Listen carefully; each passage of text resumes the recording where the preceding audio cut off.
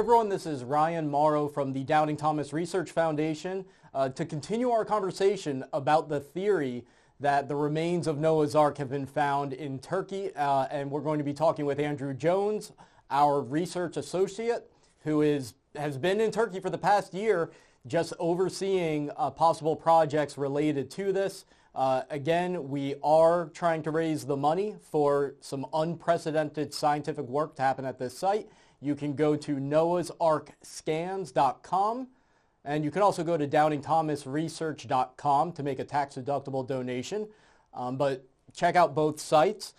And Andrew, but before I get to the next question, I just want to reiterate something, which is that I wrote this site off. And that's largely because of Google. I thought that there was a consensus that this is just a really weird coincidence, a weird geological anomaly in the area, which is a broad area of where Noah's Ark should have landed.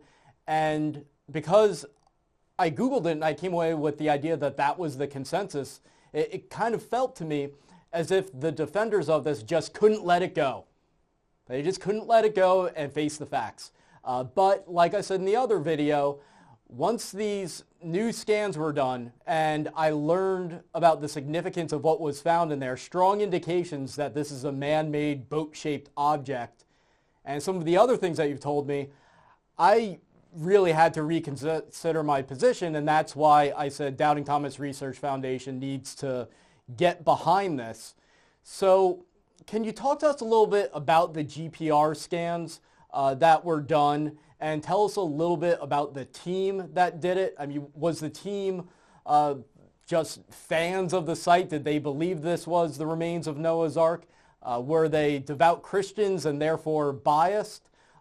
Give us an idea of just how objective this team was. Now, I'm standing here actually where the 2019 GPR survey had found right below the surface here those angular structures, and that was about 20 feet below, about 7 meters. And so it was throughout this whole area that are possible rooms to Noah's Ark. Now, of course, excavation or core drilling would give us more details about those angular structures that we're seeing below the ground. But that was one of the exciting things from that trip, where we brought in this crew that had nothing to do with promoting this site as Noah's Ark or even had heard of this site. And they were able to obtain this very interesting results showing the angular structures right here. And then on the other side of this boat formation, they were able to see parallel lines about 8 to 9 feet below the ground.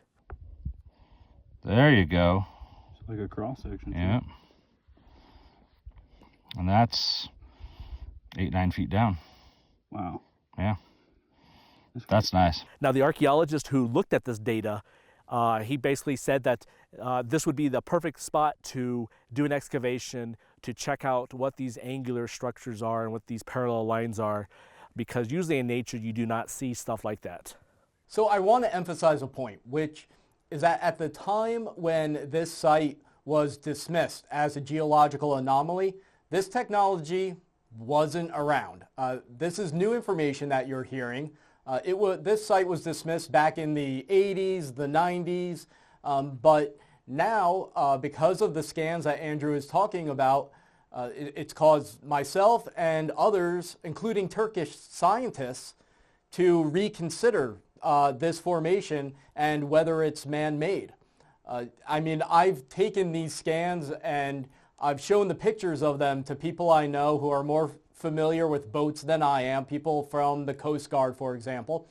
And I said, what do you think of this? Am I misinterpreting it? And they responded back like, no, that seems pretty clearly the hull of a ship.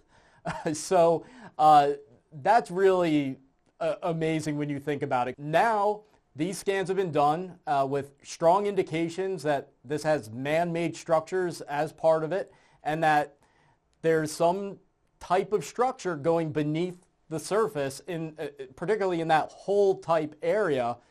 So Andrew, it's my understanding that these scans are what convinced Turkish scientists that they wanted to get involved with this, because if they thought it was crazy, they wouldn't want to be attached to it in any type of public way. And certainly the Turkish scientists were aware that this site had previously been dismissed, but then the scans were done and they had to revise their opinion, and now they're eager to get started.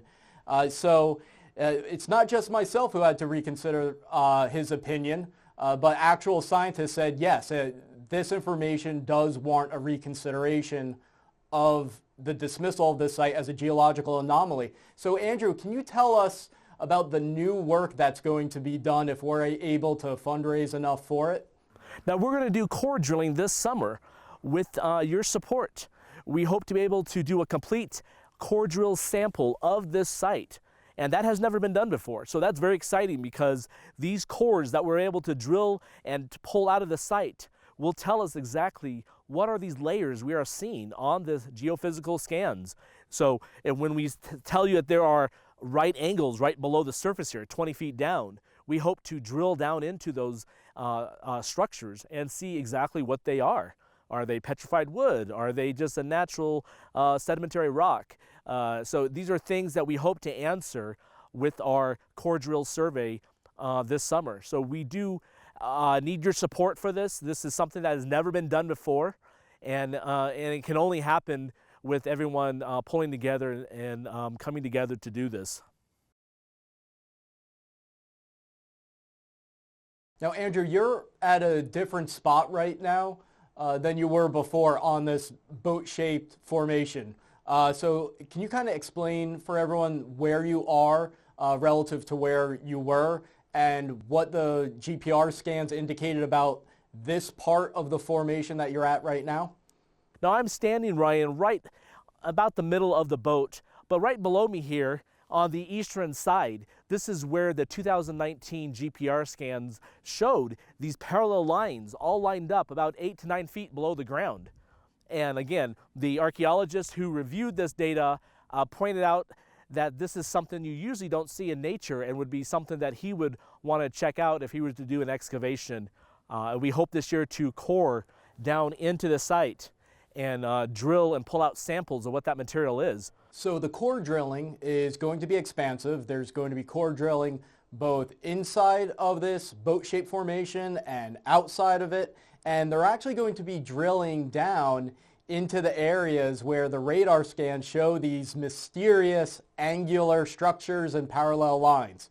So we're probably going to be able to find out, if we fundraise enough for this, what that is. It's a big mystery. Right now we don't know. And you can't settle the debate about whether this is a geological anomaly or some man-made boat-shaped object, which some say could be a match for Noah's Ark, until we figure out the answer to that question.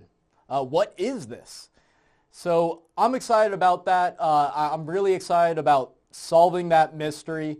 And one other point I want everyone to understand, the scientists have told us that erosion is starting to really damage this site.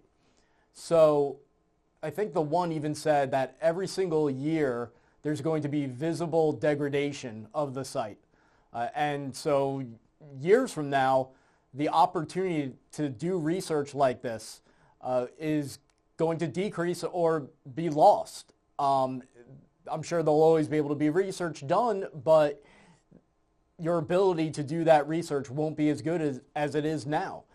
So we need to move quickly, and what the Turkish scientists have advised us on is what we need to do in order to start the preservation of this site, and then after that, the actual excavation. But we're going to know a lot from this first phase. In fact, we might even be able to determine whether this is a geological anomaly or a man-made boat-shaped structure. So that doesn't take away from the significance of what we're proposing. But if it is a man-made structure, then we definitely need to preserve it, and we definitely need to excavate it. And that's only going to happen if all of you out there band together with other people interested in this site and enable us to do that. So you can go to noahsarkscans.com, noahsarkscans.com, learn more about the site, see exactly the budget breakdown, and you can also go to doubtingthomasresearch.com, our website, in order to make a tax-deductible donation. We are a 501c3, so check out both sites and make sure if you want the tax deduction that you're selecting that option if you're at noahsarkscans.com, or just go to doubtingthomasresearch.com. And to thank those who are donating, the first 250 people who donate at least $100 are going to be part of the 250 Club. And there's going to be some special things that we're going to give to those 250 people to thank them for their $100 donation. So if you're really interested in this site, please consider joining the 250 Club. Andrew, thanks so much for being with us. I pray that we'll be able to work together in the future and continue the work at this site. Thank you for everything that you've done. And everyone out there, thanks for watching. Make sure you subscribe to this channel so that we can give you further updates. Sign up for our email newsletter and like our social media pages, because we never know which is the best way to reach you. Particularly on Facebook, you might post something and then nobody sees it. So sign up for the email list and follow us on whatever social media platform you use. So thanks for watching, and I look forward to giving you further updates.